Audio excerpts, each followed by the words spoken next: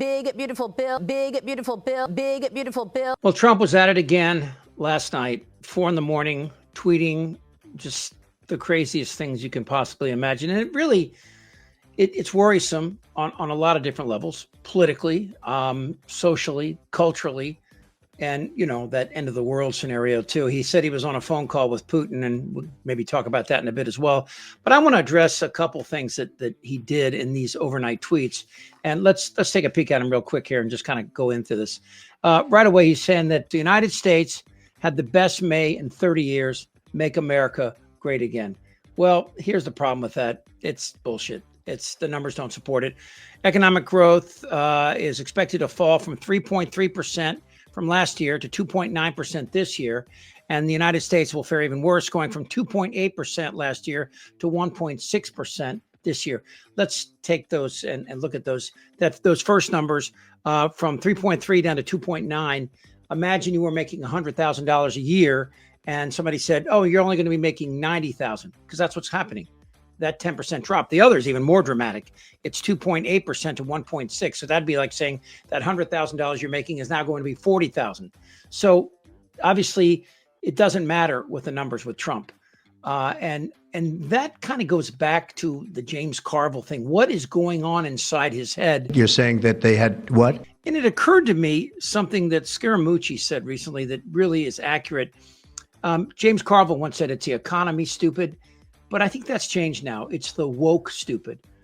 Trump campaigns on a lot of things, but at the end of the day, it's going after the most vulnerable that are attacked continually by conservatives and theocrats and religions, and that would be LGBT and those that don't fit in. The trans thing itself, I mean, there's video of Trump talking about kids going to school and the teachers taking them out and having a sex change and bringing them back, things that never have happened in this country. The transgender thing is incredible. Think of it.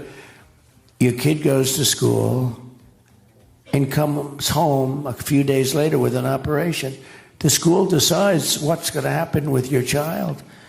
And, many of these childs 15 years later say, what the hell happened? Who did this to me? But that's part of his plan. Anyway, so this first tweet is a good example of looking into his brain. Rand votes no on everything, but never has any practical or constructive ideas. His ideas are actually crazy, in parentheses, losers. The people of Kentucky can't stand him. This is a big growth bill. All right, so Rand Paul is in part of a long list of Republicans that Trump started attacking in 2016 when he was running. And some came back to the fold. I don't know if Rand Paul ever did, although he played the part during COVID of attacking Fauci. But you look at Rand Paul, a senator from Kentucky, who is opposing this big, beautiful bill. And I love the alliteration of that. Trump's big, beautiful bill, big, beautiful bill, big, beautiful bill, big, beautiful bill, hitting more snags in the Senate. Yeah, so it's not just Rand Paul. It's other Republican senators that look at the debt ceiling and they're worried of raising it by $2 trillion. And as I'm doing this story with you today, Trump is out in the news saying that let's get rid of the national debt. And of course, Elizabeth Warren agrees with him, and some Democrats would. I wouldn't say that's responsible. It's a conversation about the national debt.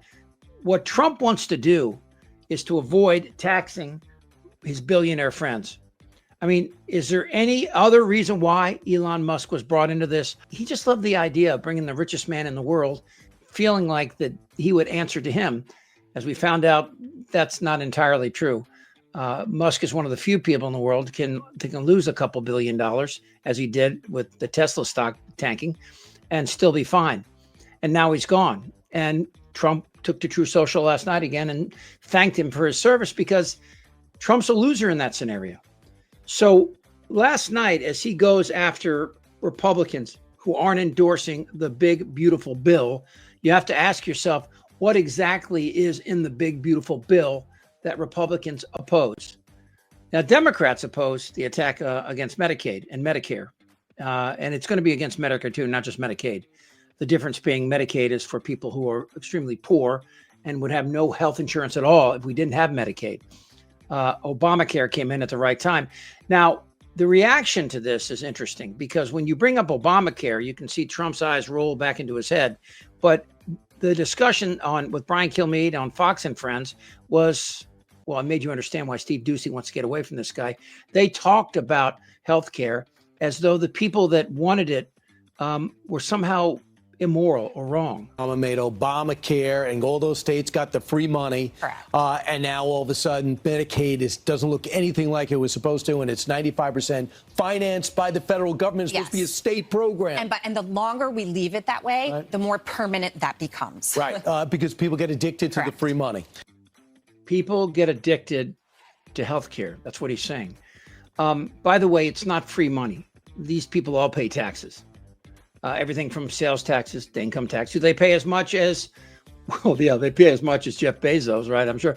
But the idea that we're going to attack the people at the bottom of our system, trying to claw their way out of poverty and call them greedy, yeah, that's a big part of this. But the thing about the big, beautiful bill, President Trump's big, beautiful bill, big, beautiful bill, big, beautiful bill, is that the attack on our healthcare system is this idea that we're being too generous to these people. And this is why Democrats have opposed this bill vehemently and stand up to it, I think, righteously, as they should. Now, the flip side of this is the conversation of the national debt. As I mentioned at the start of this, Trump is now on record saying we should get rid of the national debt. And what exactly is the national debt? Well, the national debt is what our government, we borrow money from Americans.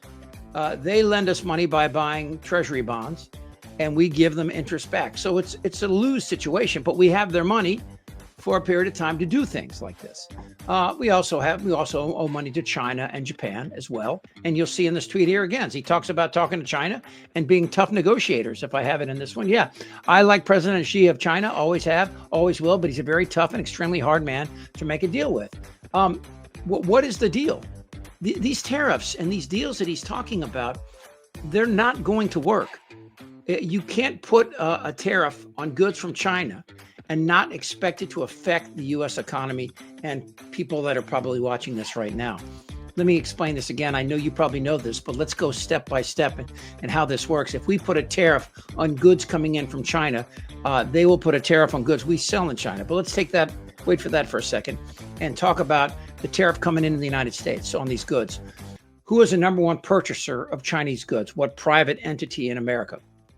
It's Walmart. They're the number one purchaser of Chinese goods. So if it's going to cost them more, they're going to have to raise prices. Now, if you remember, Trump put his foot on the neck of Walmart and said, you're not going to do this. You're going to eat the tariff. Remember that phrase? Eat the tariff. Sounds like something Trump used to say on first dates. But no, eat the tariff. And Walmart seemed to acquiesce. And everybody said, look, negotiation again. But no, it's not even close to being over. Because if Walmart, again, it's a private company with stockholders and employees and people that that worry about their future. What will Walmart do if they have to raise prices? And again, if they don't raise prices, then they're going to lose money because they're going to still have to pay more for the products that are coming in from China. So what can they do? Well, the only thing any business can do when they're losing money, and that's lay people off. Stores like Walmart or like any other retail store, some of their biggest costs, if not always their biggest cost, is labor.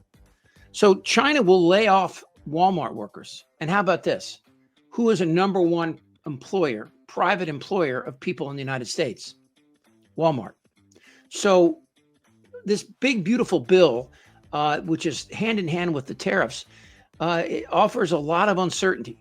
And Wall Street, as you've noticed, has gone up and down and up and down, and lately just flat because they're just waiting for the next shoe to fall. What will Trump say next? Elon Musk has a lot of issues that we found out now. He's been high as a kite during all of these Doge hearings.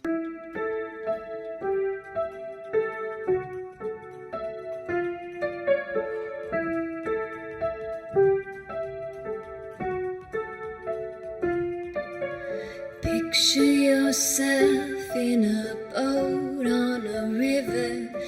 He didn't do anything he said with Doge, which is the idea of cutting costs, which is one of the reasons why Republicans are against this. Republicans want a debt ceiling. They want to control the amount of money the government can spend. Well, there's another side to that too, is we could be taxing the top 10% more. The billionaires in this country, the billionaires don't make up 1%, but there's more than 1,000 billionaires in the United States.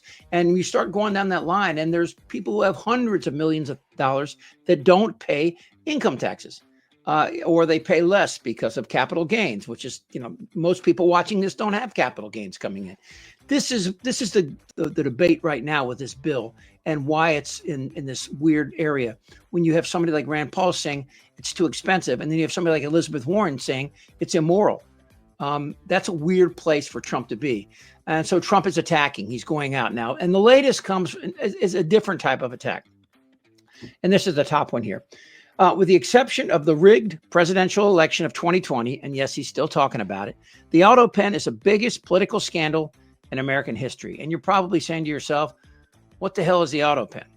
And that's a fair question. The Autopen is the idea that President Biden did not have the mental faculties to read legislation and to act upon it. And in fact, other people came in and used an Autopen to try to usurp Biden's power. Watch this. Biden's former White House physician and 4 aides have until the end of today to agree to the committee's request for a transcribed interview.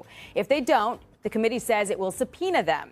Former Oversight Chair Jason Chaffetz emphasized the investigation's importance.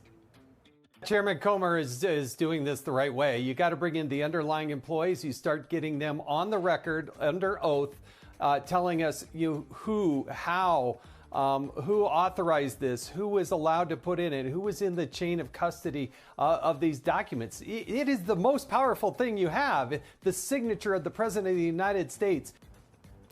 GOP lawmakers aren't the only ones demanding answers. An energy-focused watchdog group is calling for several government agencies and Congress to look into many of Biden's climate executive orders.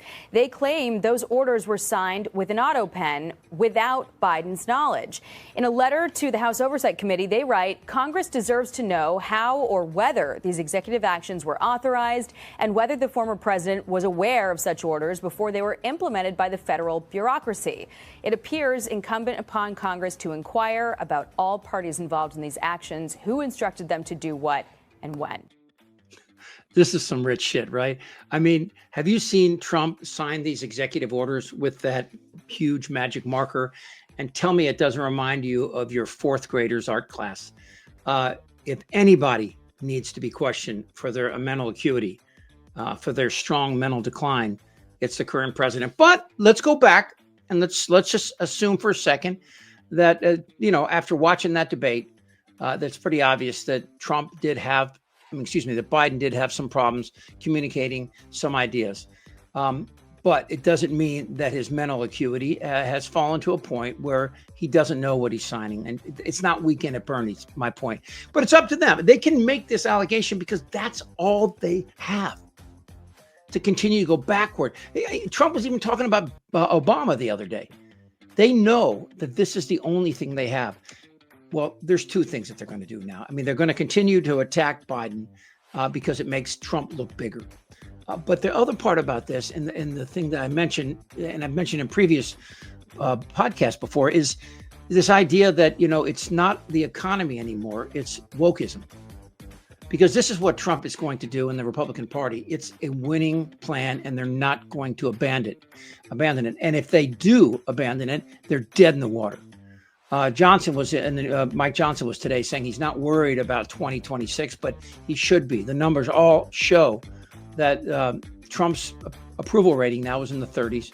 Some of the lowest ever of somebody in the first 6 months. In fact, it is the lowest in 100 years of anybody in the first 6 months of their presidency.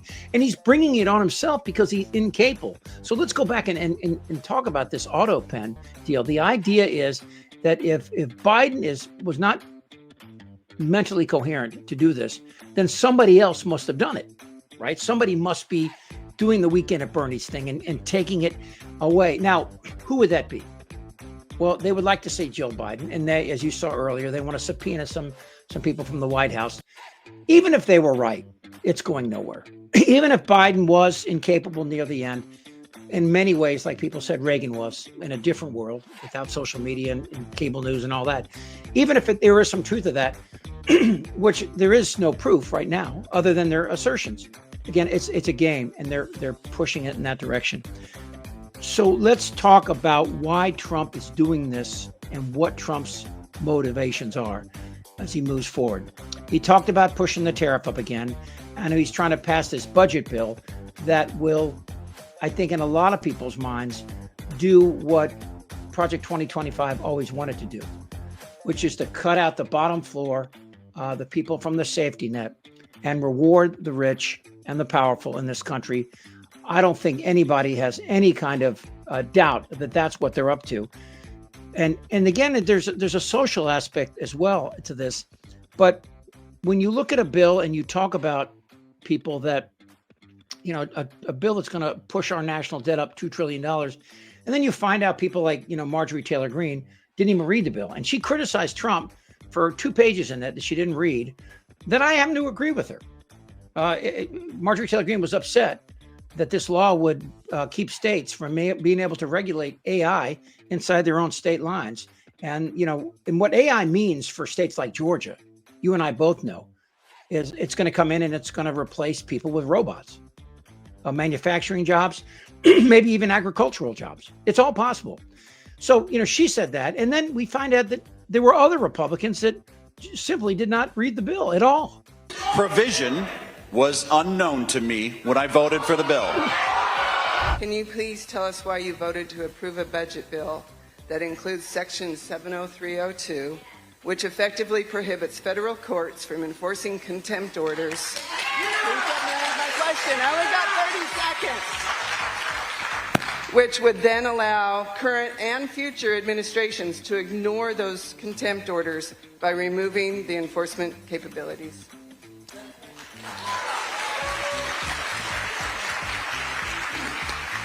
I do not agree with that section that was added to that bill.